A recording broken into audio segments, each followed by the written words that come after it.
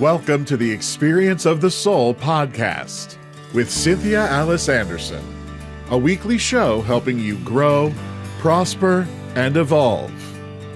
Today, episode 337, The Law of Forgiveness. And now, Experience of the Soul. Hello, my dear friends, and welcome to the Experience of the Soul podcast. My name is Cynthia Alice Anderson. I'm also lovingly known as RCA, and so happy to have you with us along the journey today. I'm here in the studio with my brilliant producer today. Oh, brilliant. Nice. You're brilliant. Welcome, everybody, to today's episode. No, you. Today, we're diving into a big one. Today, we are talking about the law of forgiveness. This is, of course, week 5 in our 7-week series on the book, 7 Spiritual Laws of Release, which is absolutely gorgeous. Get it today. Get your copy today on Amazon, or you can get it on Kindle if you are a digital tablet reader. So whether you're just getting started on the spiritual path or you've been on it for a while, I think understanding forgiveness on a deeper level it just makes a huge difference. I know I've experienced it over and over again, as well as you have. So excited to get into all of that. But of course, my mouth is moving faster than my brain. Of course, we want to do some shout outs. Thank you. No, very nice. We're going to shout out today to a Facebook top fan, Barbara Burgess. So hello, Barbara. Thanks for joining us and engaging with us on social media and taking in the stuff that we're putting out there. We sure do appreciate it. And Thanks. And I wanted to also give a special thank you, Barbara. It means the world to me that you're still following and a part of this ministry. I mean, because that's exactly what it is. You know, it's an online ministry. It's how I can be a charitable corporation, is that even the IRS sees it as a ministry. And so I love, Barbara, that you're still following, that you're still engaging. And anyway, I appreciate that very, very much. And, I'm here for you, holding you in prayer. And if there's anything you need, always reach out. But happy to have you along the journey with us. And we also want to do a shout out to a place. We always love to mention places that are downloading. And we had some new ones recently. Yes. So this place, Morro Bay, I believe is probably how you say it, Morro Bay, California. Do you think that's right? Yes. Somebody correct us if we're wrong. It's either Morro or Moreau, but it looks like Morro to me. Yes. And a beautiful, beautiful area. And it actually reminded me of Haystack Rock in Oregon. But those beautiful rocks out there in the bay and that surrounding area is just really, really beautiful. Yeah, stunning. That's the right word. Yeah, very stunning. And I know there's a lot of great history there as well. And as we always say, if you're traveling in that area, check out all the beautiful natural areas. I just find that God presents herself through nature in such a beautiful, beautiful way. And those breathtaking overlooks and the water and the rock. I mean, it's like ancient and also very divine to me. So anyway, friends, thank you for those of you in Morro Bay. Blessings on the journey and happy to have you along with us. It touches our heart. Yeah, absolutely. And if you're watching on YouTube, what I'll start doing is, as we're talking about these locations, I'll put up some of these photos so you can see what we're talking about if you're on YouTube. Yeah, because some of these photos are just absolutely gorgeous of this place. And that's a place I'd like to go. I would too. Yeah, I don't think I've ever been there. It was funny when we read about it. It said it's between LA and San Francisco. I'm like, that's only a 12-hour drive. So somewhere in California on the coast. Yeah. But I wonder if it's right in the middle between the two. Yeah, I wonder. I'll have to double check that again. But yes, friends, nice to have you with us today. And Sean, give us our title one more time. I'm going to take a deep breath because please do. This is a deep one. Yeah. Yes. So, friends, welcome officially to episode 337 of the Experience of the Soul podcast. This is 7 Spiritual Laws of Release, the Law of Forgiveness.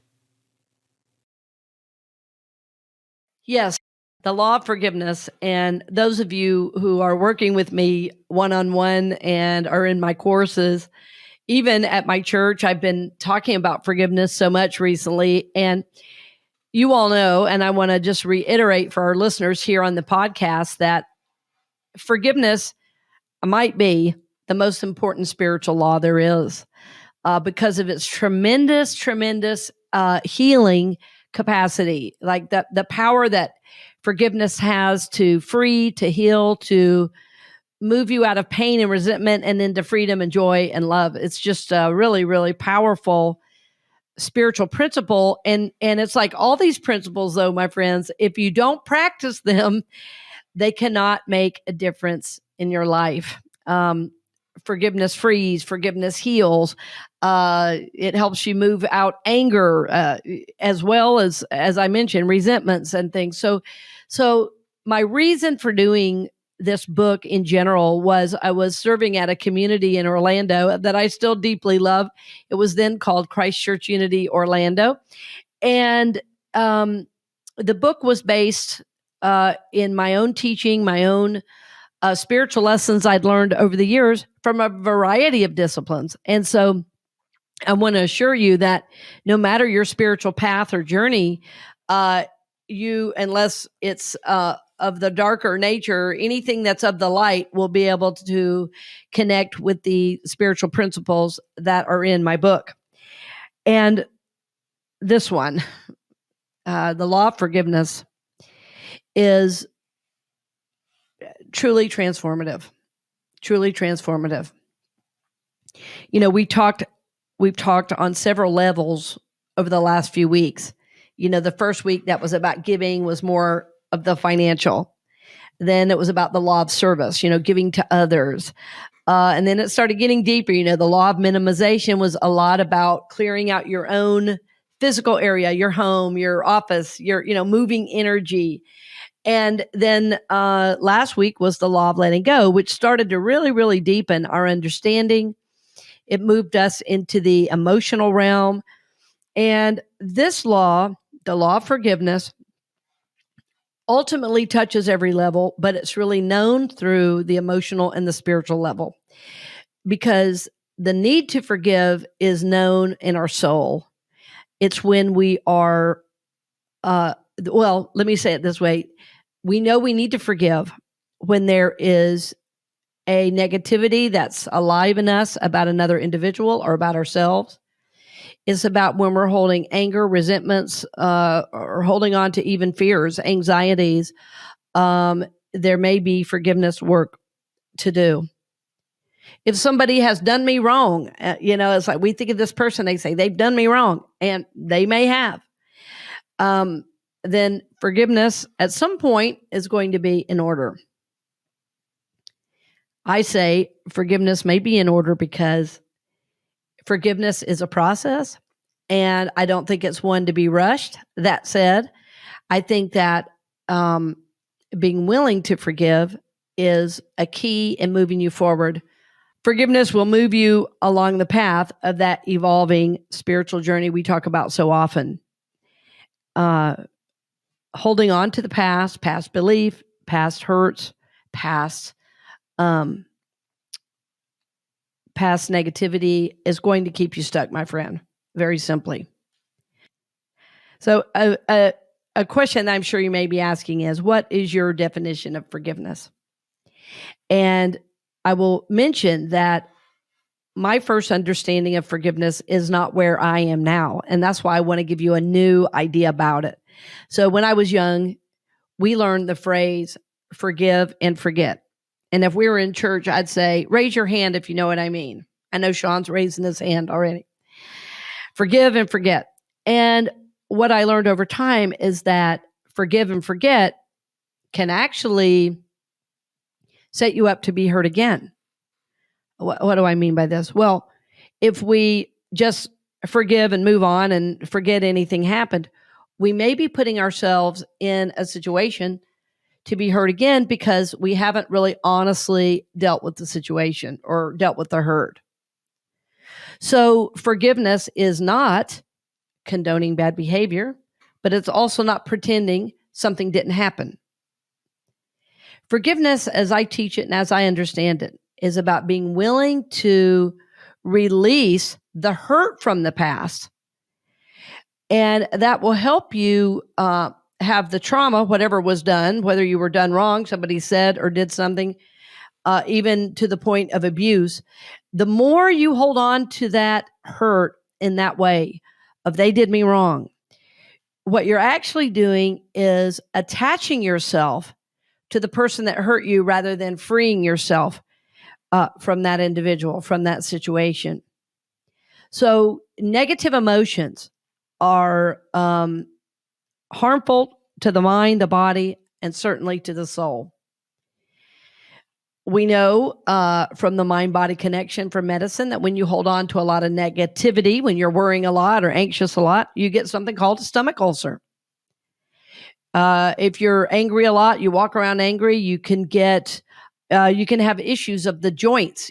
Things just lock up with all that negative energy, and it can lead to further problems in the joints. It can lead to high blood pressure and heart issues. So I'm saying all this so that you realize the emotional nature, those emotional and spiritual beliefs that you hold on to have impact on the mind, on the body, and of the soul. So forgiveness is not only good spiritually, it's not only good mentally and emotionally, forgiveness is good physically.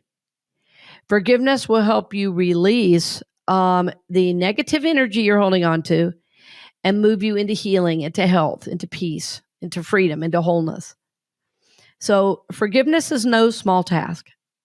But remember, I want to be clear with this. Forgiveness is not condoning bad behavior. Forgiveness is also not pretending something didn't happen. As a matter of fact, to truly forgive, we want to be fully in reality about what did happen. We want to release our attachment to that hurt, and we want to be in a place where our desire to heal is bigger than our desire to be right or to be angry or to be hurt. And what I mean by that is some of us, and I've talked about this in the past, some of us will use our hurt and our story as a way to get attention. We'll use our hurt as a way to be a victim. And even if we were victimized, which many of us were that are listening, it does not help us, friends, to continue in that frame of mind. As a matter of fact, it will draw to you this negative energy, this like energy that is this victimhood. So if you're a victim, guess what? You have to have a perpetrator. So when you hold on to that victim consciousness, you're constantly drawing situations where even if you're not being victimized, that's what you see because of the consciousness you're holding. So forgiveness helps you rise up and out of that victim consciousness and into a consciousness of wholeness, of peace, of dignity, of self-respect, of love. And I'm just thinking, Sean, how everything I'm talking about today is reminiscent of the many talks I've been doing, or all last month in November, were kind of about all of these topics. So I don't know how possible it would be to, I know those talks are only for people on the network. So I don't know if we could release one of those into the show notes just as an example for people to know. We can do that. We talk about. Yeah. Yeah, absolutely. I think that might be good. I don't know if you were tracking with that, but the more I was talking, the more I was thinking, boy, we've been really hitting on this on the Monday nights. Big time.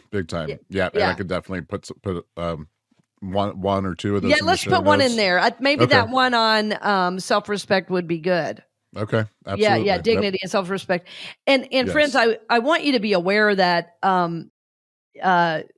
simply the reason there's a charge for those messages is to be able to provide the messages on a weekly basis and the various costs associated with doing such a thing. So when I can make those available to the public, I do. And the great thing is more people are joining the paid version, which will help me provide ongoing spiritual support as I have for so many years through the podcast and the, various ways. Yeah. And if I could just add to that, these Monday night talks, they're unlike anything else that we do really, in that they give you the opportunity to share, to give feedback in real time, to be a part of this community. Now you'll notice when I do share the link to that Monday night talk, you will not see the share portion of the event because we keep that private. We keep that just for the people that are there live at the time. But we're playing around with technology a little bit with these things. We start each one with a beautiful presentation of photos that RCA picks that go along with the topic, and some quotes and some verses and things like that. So it's really a cool thing to be a part of. So I would highly encourage you, if you haven't already, to join the Soulworks community. I didn't mean to jump in here with a little ad, but I was thinking the same thing, Sean. So I'm glad you mentioned that. That as much as I love the podcast and giving the message out, what's nice about the Monday nights is there's more of a personal connection with me, and I can help you a little bit more individually with your journey. And there's such a sacred trust there that that's really being built over time. And it's people like that listen to the show. It's just people trying to do their spiritual work, and it's casual because, we're all at home. Some people are in their jammies with their, ready for bed. Even we're a little bit more casual in the, exactly. In the same way, like ready for bed. But friends, my.soulworkscommunity.com, my.soulworkscommunity.com, and you'll get all the information you need about joining us. And you can put that maybe, Sean, on the little thing on the bottom, the way you do that. Oh, sure. The little banner. Oh, I actually have it ready. So look at that. Wow. You're a genius. Ready to go. Friends, it's really interesting. This is taking me a slightly different direction, but it's important. No, it's important because of the realization I had as we were talking.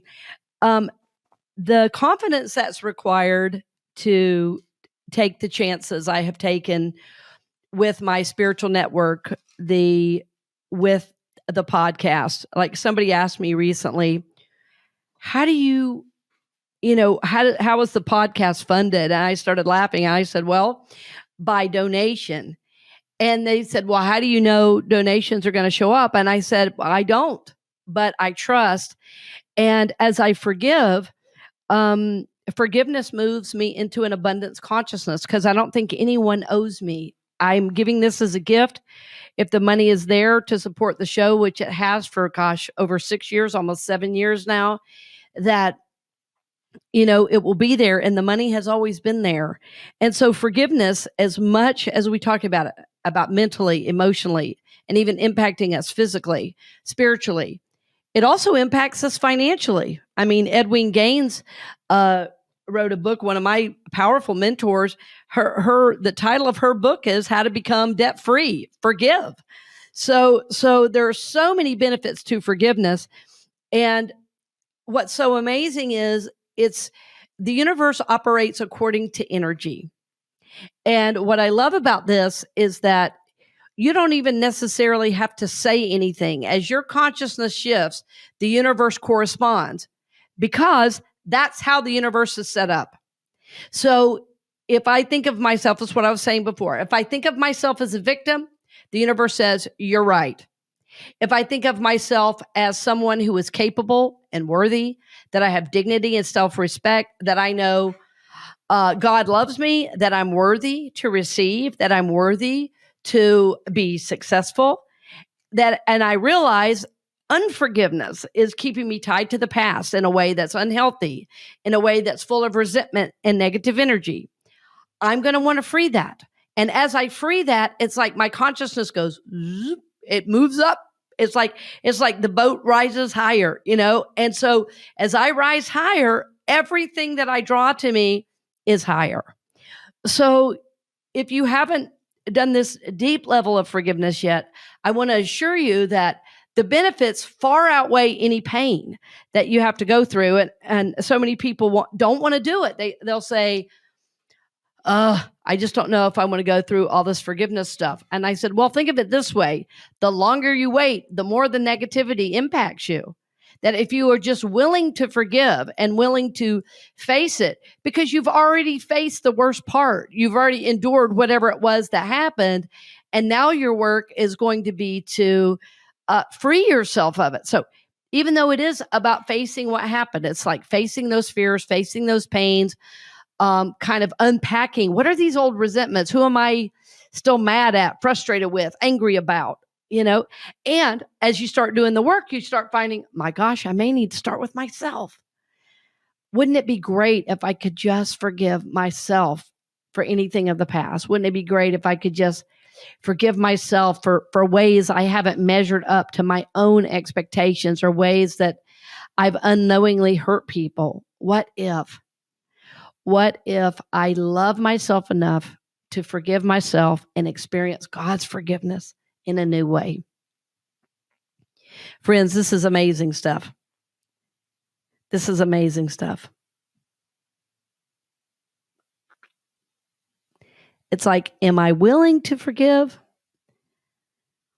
And you may be at the prayer before forgiveness, as this reading says that we're going to do in a few moments. It's like, am I willing to forgive? Am I willing to forgive myself? Am I willing to believe that God loves me that much, that no matter what has happened in the past, that forgiveness is mine right now in this moment? You know, I'm mindful that in Jesus's ministry, some of his last words were, you know, Father, forgive them, for they know not what they are doing. That even in his last, most painful moments, Jesus offered us the gift of forgiveness. That's how I know its importance. If you want to know what's important on the spiritual journey, look at Jesus's ministry. Look at what he mentioned. Look at what he didn't mention. Compare that to the work you're doing now, the importance you're placing on certain things. See how important it is. See how important it is. But the gift of forgiveness has so many impacts in your life and world. It would be hard to name them all. There's a poem I wanted to have Sean read, and it's funny because we actually did this poem a while back, but Sean, I'd love to have you read it, and then also to have you read the one at the very end of the chapter 2 on page 101. But I'd love for you to read this one first. And if you have the book, for those of our listeners who bought the book on Amazon available in Kindle and paperback, okay, is this it's beautiful too. If I could just say that, I mean, yeah, if you're on YouTube, I mean, you can really see how beautiful it is, and there's beautiful photos and it's inspiring. It really is. Yeah, it really is. It really is. Well, and if you have a church or a ministry, where you like to do a book study, this would be a great one. If you are part of a book study that like meets at Barnes and Noble or one of those, or I was just talking to a friend who they're all over the country and they meet online. This would be a great 7-week series for you to, think about. Yep. And it's a great thing for the end of the year. So it makes a great gift, I think, also, to give someone who might be struggling, or right. Yes, really, I love it. It is, It is. Well, I do, every November, December, I think, we were running this about our financial life as well. November, December, there's 2 things I do. One is ask Spirit, okay, who's fed me in the year spiritually? And make sure that I give those people a special financial gift. I've done it with coaches. I've done it with churches, with individuals. The other piece I do is this right here, this release work, this forgiveness work, because I want to end the year free and clear so that when I move into January, I'm ready to go on my dreams, goals, and intentions. Then I'm not bringing the junk from the last year, the pains, the sorrows, the ups and downs, that I've released those completely so that I can move into the new goodness of the new year. And it's a great, great practice. So yeah, it is a great gift, and it would be great for any of us to do before the end of the year. Again, this is, I wrote this for a fall series so we could do just that. Yeah. Excellent. Yeah. So Sean, read this. This is, sure. Go ahead. Yeah. This is a call to forgive. And I might need you to help me on the pronunciation of, I know it's Desmond and... Oh, and his daughter, Mfo Tutu. Mfo. Yes. Okay, Tutu. Yeah. I want to be willing to forgive, but I dare not ask for the will to forgive in case you give it to me, and I am not yet ready. I am not yet ready for my heart to soften. I am not yet ready to be vulnerable again. Not yet ready to see that there is humanity in my tormentor's eyes, or that the one who hurt me may also have cried. I am at the prayer before the prayer of forgiveness. I am not yet ready for the journey. I am not yet interested in the path. Grant me the will to want to forgive. Grant it to me not yet, but soon. Can I even form the words, forgive me? Dare I even look? Do I dare to see the hurt that I have caused? I can glimpse all the shattered pieces of that fragile thing, that soul trying to rise on the broken wings of hope, but only out of the corner of my eye. I am afraid of it. And if I am afraid to see, how can I not be afraid to say, forgive me? Is there a place where we can meet, you and me, the place in the middle, the no man's land where we straddle the lines, where you are right and I am right too? Can we meet there? And both of us are wrong and wronged, and look for the place where the path begins, the path that ends when we forgive. Beautiful. Beautiful. And that story, that poem came out of a book I read on the power of forgiveness. And it was all about their ability to forgive and what happens when we don't forgive, and how the hurt when we don't forgive, the hurt that was done to us, even if it's just now living as emotional pain, when we're not willing to go in and do the emotional healing work, which is forgiveness, then we're actually taking that pain and we're continuing this cycle of pain, of hurt, we're continuing the cycle of this negative energy. We don't think of it that way because we say, well, I'm not doing what they did to me. That's true. That's true. You're not doing what they did to you. But if you're not healing the hurt, then somehow that unhealed place, gets passed on.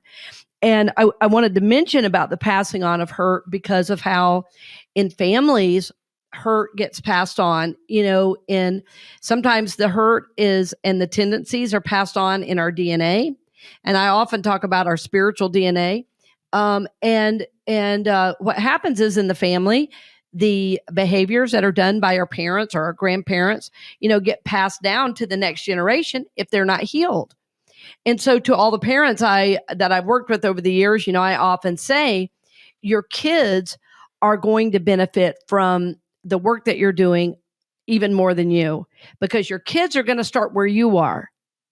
And, I think of the work my mom had done, my dad had done, and, they had their foibles and their issues, like all of our parents, I'm sure, like even I do as a mom for my son. But they tried and they were seeking to be better people. And, I know my mom did not grow up with the kind of dedication to daily spiritual work that she gave me. And my son is now growing up with that as a part of life, So my goal has always been to heal my family lineage. And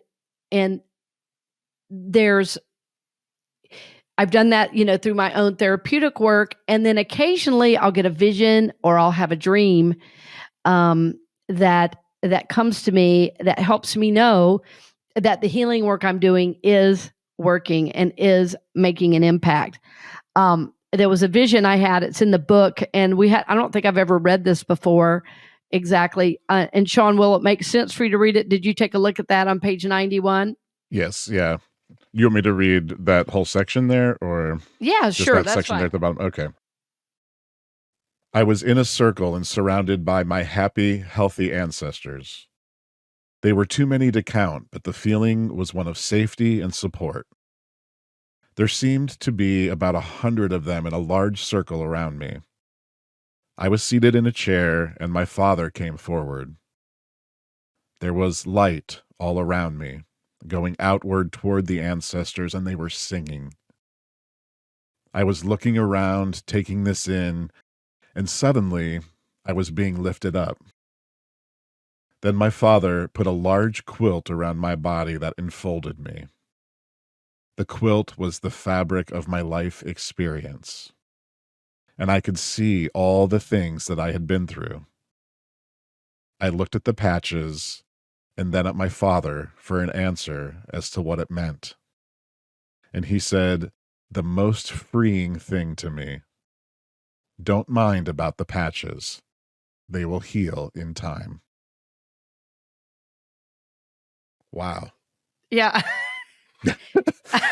Beautiful. Beautiful. Yeah. Yeah. That's forgiveness. Oof. Yeah. That's forgiveness. That is the gift. That's why I say the gift of forgiveness, or rather, forgiveness is a gift to the soul, And we've all had things happen, all of us. We've all had people do us wrong. It's part of being human. But if you hold on to those wrongs, you become that same energy. And that's the piece we don't see. So for me, forgiveness is about releasing that to become new people. The Bible says we become new in Christ. And that's what the gift of forgiveness does. And it also gives you a deep perspective about how all of us as humans are doing the best we can. Some try harder than others. Some are hurting purposefully. Most are not. Most are hurting us out of their own delusions, out of their own pains and their wounds. And so, when we can, when we can just be willing to forgive, it helps move us out of this painful reality and out of the bonds of that pain and into more spiritual freedom. And that, truly, truly, that is the goal. And so in your work, and this is in the book as well, because of course, after that, receiving that vision in the dream, I was really, I guess, in a meditative state. But as I kind of came, to back into reality, it was like, all is well. I'm connected, and God loves me, and I will heal. You will heal. And so when we can accept this gift that we are loved at this level, that, no matter what we've done, God has healed us. No matter what we've done, we are forgiven already. Then it gives me the courage and the ability to forgive others, and especially myself, for ways maybe I got in situations I shouldn't been in, or maybe I didn't see things I shouldn't have seen. And I want to move into forgiveness so that I can live a life of freedom, of joy, of peace, and just knowing that I am loved. So as we end today, there's another forgiveness prayer. It's on page 101. It's at the very end of this chapter. And actually, Sean, do you want to read that one as well, just as Sure. we end today? It's simply called the Forgiveness Prayer. And I tried to look for the author, and it's just, it's by the famous Anonymous. So there was no, unknown. Yeah, the unknown. Yes. Forgiveness prayer. If I have harmed anyone in any way, either knowingly or unknowingly, through my own confusions, I ask forgiveness. If anyone has harmed me in any way, either knowingly or unknowingly, through their own confusions, I forgive them.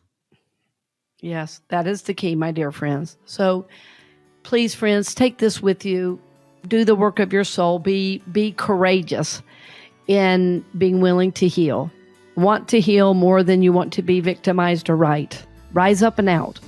You can do it by practicing this powerful, powerful work of forgiveness. Blessings on the journey, my dear friends, and I look forward to seeing you next week. We hope you've enjoyed this episode of the Experience of the Soul podcast with Cynthia Alice Anderson, helping you grow, prosper, and evolve. This podcast is made possible because of listeners and viewers just like you. If you would like to support the podcast with your tax-deductible contribution on an ongoing basis or through a one-time gift, head on over to experienceofthesoul.com/support. The Experience of the Soul podcast is copyright 2024 Cynthia Alice Anderson, all rights reserved, and is produced by Sean Kilgore.